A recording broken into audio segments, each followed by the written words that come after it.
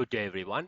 In this video, we will create an Azure SQL database from Azure portal and then connect to the created Azure SQL database from SQL Server Management Studio.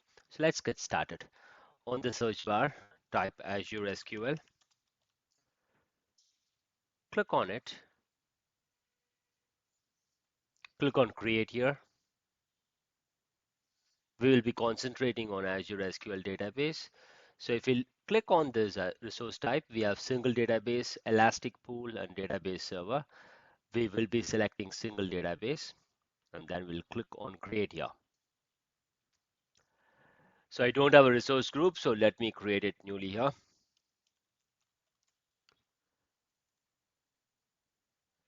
Let's provide the database name,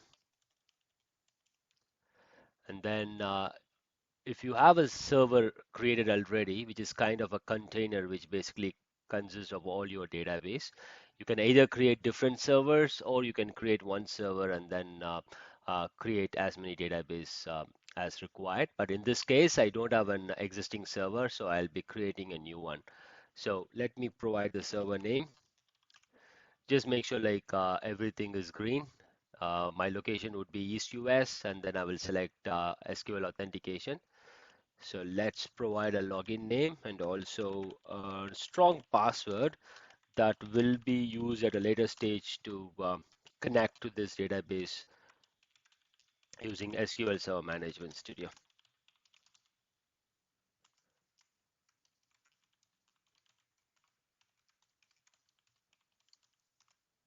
Everything looks good, all green. So clicking on OK. Moving on, I don't want to use an elastic pool, so I will go with default no. And compute plus storage, I don't want two cores and 32 GB storage. So let me configure it.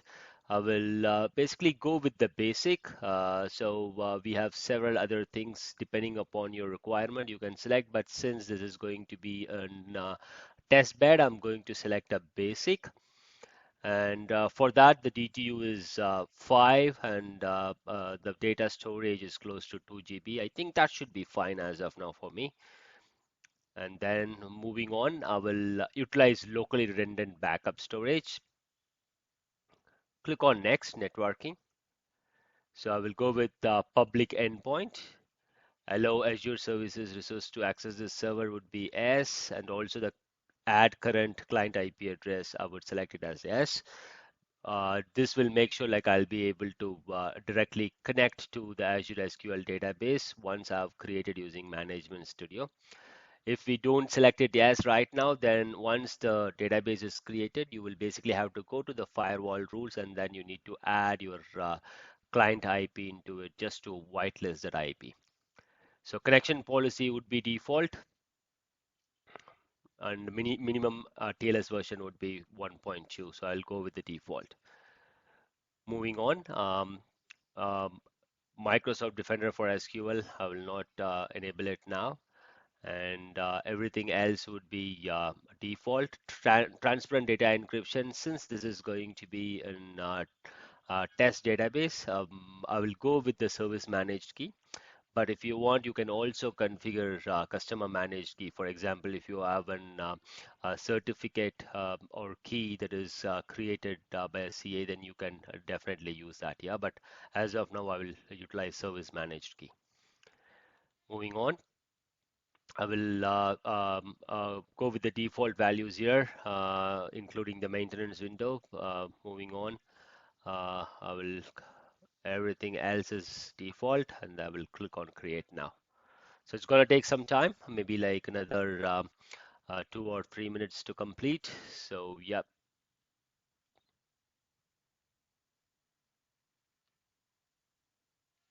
Okay. So the deployment is submitted. It's going to take some time as advised earlier. Yep.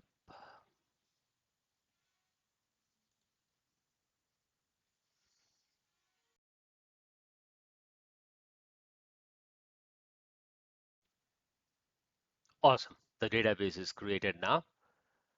So click on go to resources here. So this is the server name uh, to which we will be connecting from the SSMS. So just click on this and then it will get copied, and then open the SSMS and then try connecting to it. Basically, like paste the server name that you just copied and then provide the username and password.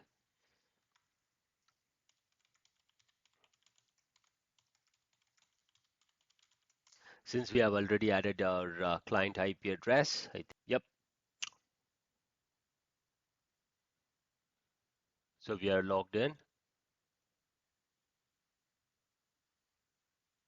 Gonna take some time. It's 5 DTU, so it will be comparatively little slower.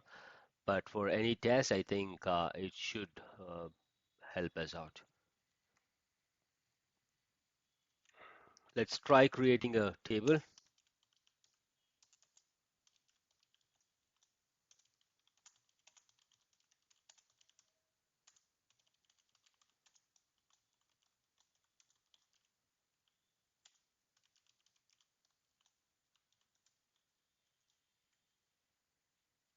Let's try inserting close to 5 rows.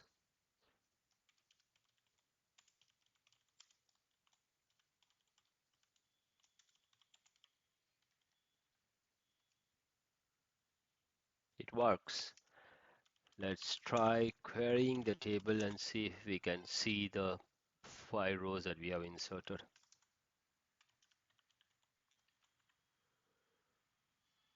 It works. We are able to see all the 5 rows that was inserted. Thank you for watching. Have a great day. Bye.